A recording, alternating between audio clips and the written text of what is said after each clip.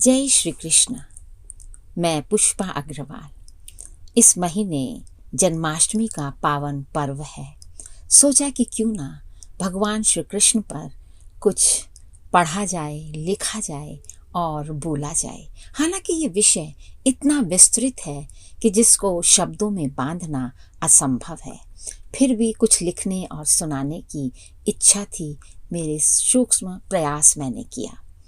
साथियों, आज से लगभग 5242 वर्ष पूर्व भारत की पावन धरती पर भगवान विष्णु के 8वें अवतार के रूप में श्री कृष्ण अवतरित हुए, जो अजर, अमर, अगोचर, अनंत, अपरिमित, अदृश्य, असीम और वर्णों से आगे हैं, अकथनीय हैं, जिन्हें वेदों ने न इति कहा है।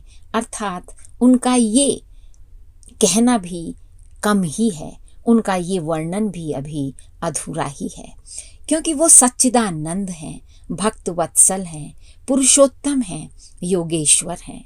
श्री कृष्ण राम से आगे की कथा है। गीता की श्री कृष्ण पर आज हम थोड़ी सी चर्चा करेंगे।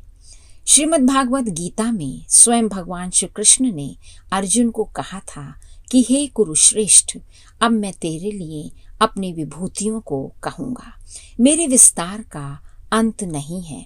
मैं सबके हृदय में स्थित आत्मा हूँ।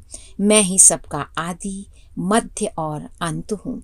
मैं ही सूर्य और चंद्रमा हूँ। वेदों में सामवेद और देवों में इंद्र हूँ। शंकर और कुबेर भी मैं ही हूँ। 8 वसुओं में अग्नि और शिखर वाले पर्वतों में सुमेरु हूँ। गायों में कामधेनु, हाथियों में ऐरावत और घोड़ों में उच्चश्रवा भी मैं ही हूँ। जलाशयों में मैं समुद्र हूँ। अक्षर यानी ओम हूँ। मैं ही वरुण, वासुकी, कामदेव, सिंह, गरुड़ और नदियों में गंगा हूँ। साथियों, जिनके 1 सहस्त्र नाम हो, यानी 1000 नामों में उनका वर्णन कैसे किया जा सकता है। फिर भी अंत में इतना ही कहूँगी कि सुदर्शन चक्र जैसा शस्त्र होने के बाद भी यदि हाथ में मुरली है तो वो श्री कृष्ण है।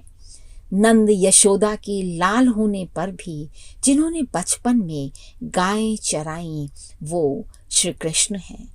जो पूर्ण पुरुषोत्तम भगवान हैं, वो श्री कृष्ण हैं।